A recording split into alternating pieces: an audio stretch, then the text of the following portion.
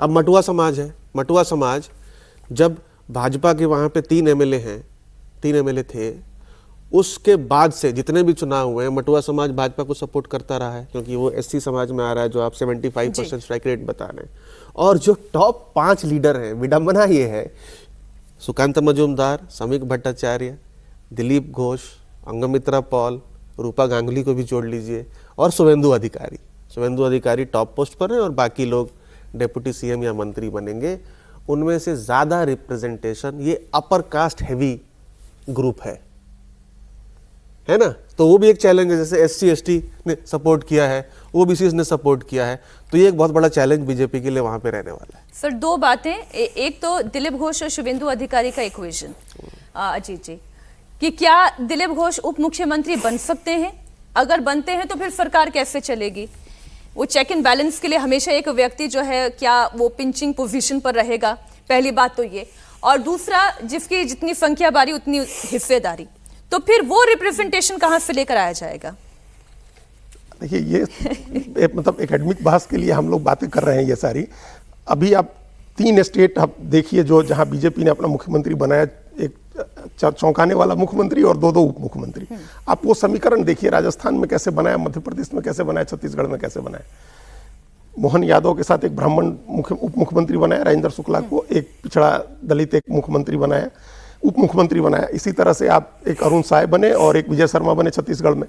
तो ये जो बैलेंस करने का है, और कोई ऐसा नहीं है कोई बहुत बड़ा चेहरा ले आकर के ही बैलेंस कर सकते हैं। देखिए, हो सकता है कि बड़े चेहरे को रोक दिया जाए कि एक बड़ा चेहरा हम मुख्यमंत्री बना रहे हैं तो बाकी बड़े चेहरे इंतजार करें। भाई सुकांत मजूमदार वैसे भी, दिलीप घोष को इंतजार कराया जा सकता है। सुकांत मजूमदार तो केंद्र में वैसे भी मंत्री हैं, तो एक तो वो ऐसी आप इलिमिनेट कर दीजिए। आप ऐसे अगर उनको, समीक भट्टाचार्य प्रदेश अध्यक्ष हैं तो प्रदेश अध्यक्ष रहिए आप, तो समीक 2 तो ऐसे इलिमिनेट कर दीजिए। अब दिलीप घोष बचे, आप उनके लिए कोई और भूमिका सोच सकते हैं दिलीप घोष के लिए लंबे समय से, और अच्छे नेता हैं, इसमें कोई संदेह नहीं है। उन्हीं के अध्यक्ष रहते भारतीय जनता पार्टी 3 से 77 पहुंची और 2 से लोकसभा में 18 पहुंची, वहीं प्रदेश अध्यक्ष। उनका एक महत्व है, तो उनको कैसे एडजस्ट करेंगे आप, ये कर सकते हैं एडजस्ट, उसमें कोई ऐसी दिक्कत नहीं है।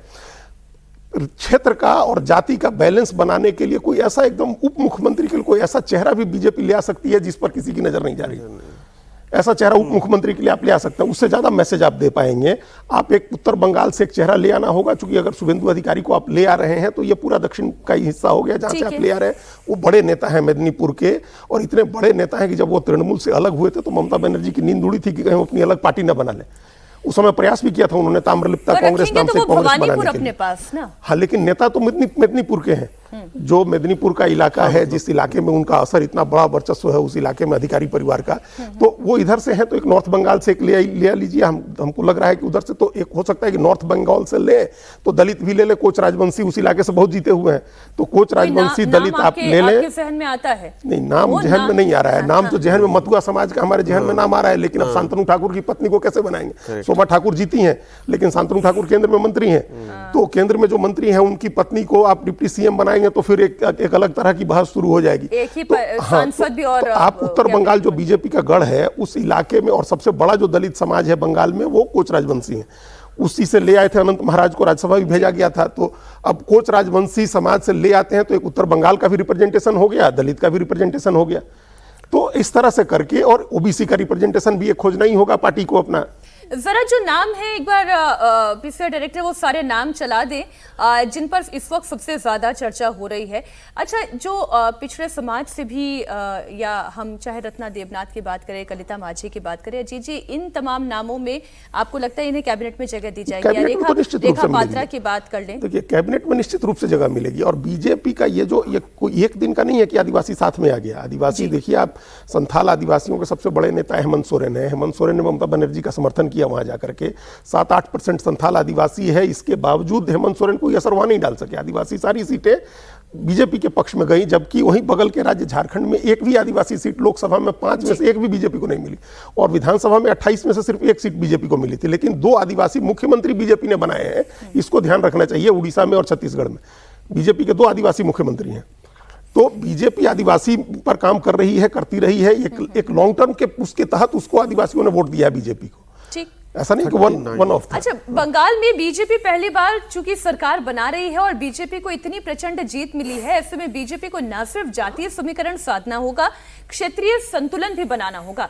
बंगाल में इस बार ऐसे कई क्षेत्र हैं जहां बीजेपी का स्ट्राइक रेट 100% रहा है।